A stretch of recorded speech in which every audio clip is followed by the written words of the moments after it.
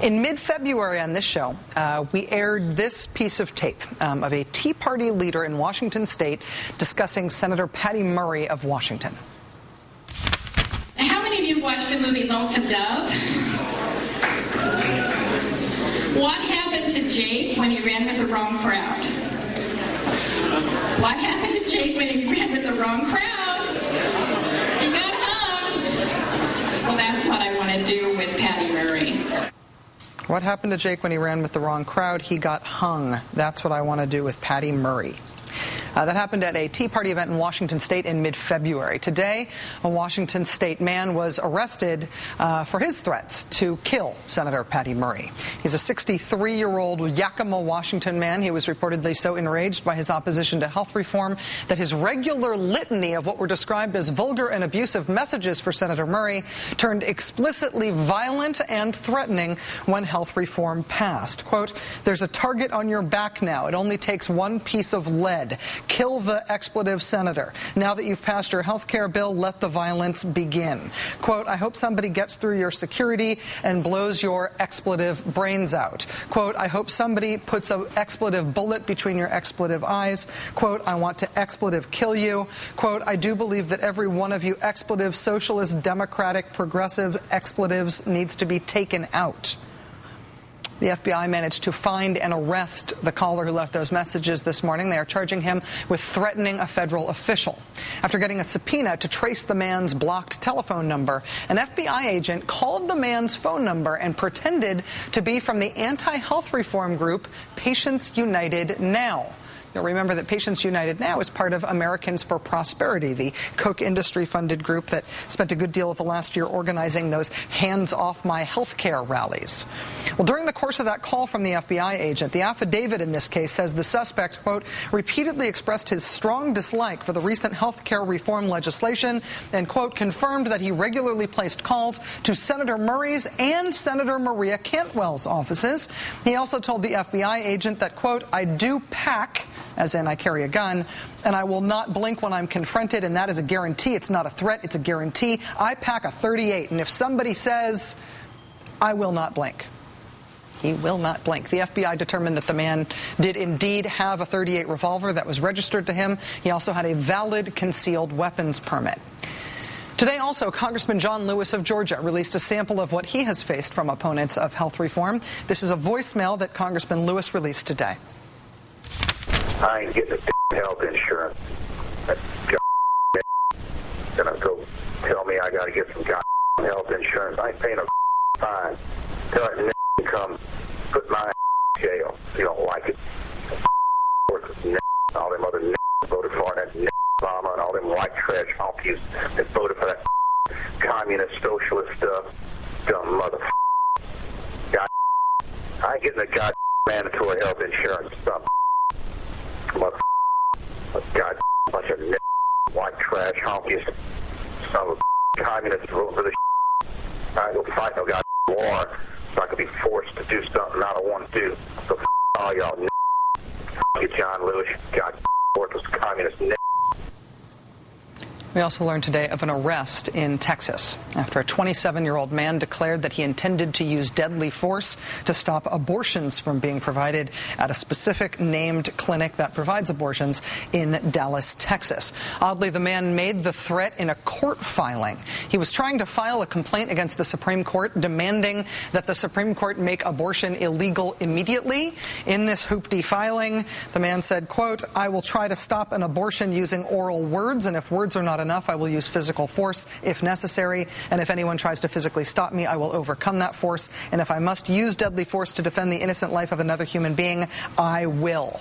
The man then stated that he was headed to this clinic in Dallas. He was arrested. He has been charged with transmitting an interstate communication containing a threat and using a threat of force to intimidate the employees of a reproductive health services provider. And that last one is a law that only exists because of the organized and extreme long-standing anti-abortion movement in this country, a portion of which preaches force and intimidation to get what they want.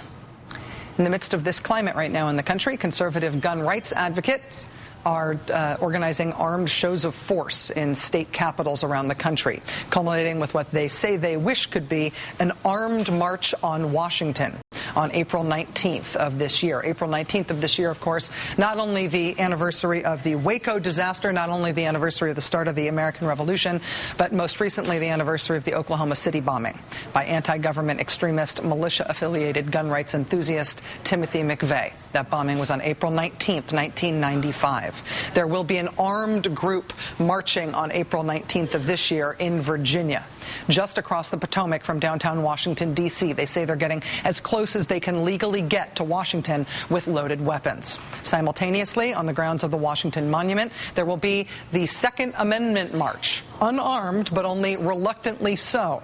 As a lead up to that event on the Oklahoma City anniversary, the Second Amendment March group is holding an armed march in Virginia at the state capitol in Virginia. The featured speaker is Virginia's Attorney General, Ken Cuccinelli, who, of course, is the right-hand man of Virginia Republican Governor Bob McDonnell, who today declared April to be Confederate History Month in Virginia. It is news days like this that remind me that when somebody says to you, "May you live in interesting times," they probably mean it as a curse. Joining us now is Zachary Roth, senior reporter with Talking Points Memo. Zach, thanks very much for joining us. Thanks for having me. I want to ask you about an anti-abortion connection between two of those events that I described today. There's the guy arrested in Texas, right? But then there's also the man arrested in Washington State. One of his messages to Patty Murray is reported as having been, "Baby killer Murray, I hope somebody gets through your security and blows your expletive brains out, you expletive, baby killing, expletive, expletive." Do we know how connected the radical anti-abortion movement is to other forms of anti-government extremism? We don't know absolutely, but what we do know is that when, for instance, George Tiller was murdered last year by a radical anti-abortion protester, many abortion rights groups were saying they'd noticed an uptick in this kind of violent language and rhetoric, and that there seemed to be this kind of increase in that type of activity. And of course, that baby killer phrase, as you know, relates presumably to a comment that was made by a Republican member of Congress as the health care bill was passing, where he yelled "baby killer" on the floor of the House, a Texas Republican, Randy Neugebauer.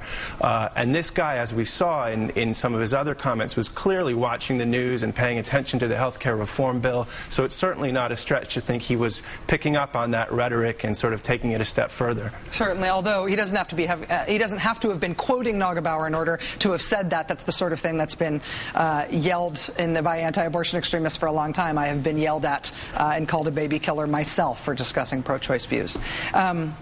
The Virginia Attorney General speaking at this armed rally, Confederate History Month being declared in Virginia by the new Republican governor there.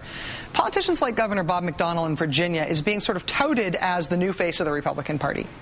Is there a political cost that politicians like him have to consider when sort of trying to appeal to the edges in political terms? I mean, there's certainly a political cost if he, for instance, chose to run for president, which some people in the Republican Party think he might one day want to do. Maybe there's a cost in Virginia, too, which, you know, voted for Obama and is an increasingly sort of centrist and leaning Democratic state in recent years. But there's also a cost for him, it seems like, in not going to that extreme. Increasingly, what we've seen with the Republican Party, and polls bear this out, is that Republican-based voters now are the party is so sort of shrunk down to its root that in order to appeal to the people who are going to come out and vote for Republicans, you have to kind of up the crazy level a little bit, and you've seen that not just from McDonnell but from Cuccinelli as well, not only in speaking at this pro-gun march, but in trying to repeal benefits for protections that universities have in place against gay and lesbians, this Confederate History Month that McDonnell has instituted, a number of these things that seem like direct efforts to appeal to that shrinking base. It is also striking, and again, this relates specifically to this one incident today in Washington State, the threat against Patty Murray. The F.B.I. used the name of an actual anti-health reform group to catch this guy. Strategically, I guess, both in a law enforcement sense, does that make sense? Does that have difficult implications for the relationship between law enforcement and politics? It might have difficult implications for this group to know that they're the one that the FBI sort of chose successfully to think that they would appeal to this kind of allegedly unhinged lunatic and that he would want to get involved with them. And if you read the transcript of some of the conversation, it sounds like he was very interested in talking to them. I mean, what also stood out to me with him was how closely he seems to have been picking up on Republican talking points in all of this stuff. So he talked about socialism, he talked about no bureaucrat is going to determine my health care. He even sort of made an oblique reference at one point to a comment that Eric Holder, the Attorney General, had made about Americans being cowardly and not talking about race. So he's, it's like he's almost like a conservative blogger or, something like that, rather than your average unhinged lunatic. Or at least he sounds like a conservative blogger, yeah. Absolutely. Zachary Roth, senior reporter with Talking Points Memo. Thanks very much for joining us. Thanks Appreciate for it, having Zach. We now know that 25 miners have died in Montcole, West Virginia. Another 4 are still missing in what's now officially the worst mine disaster in more than 2 decades in this country. The explosion at the Upper Big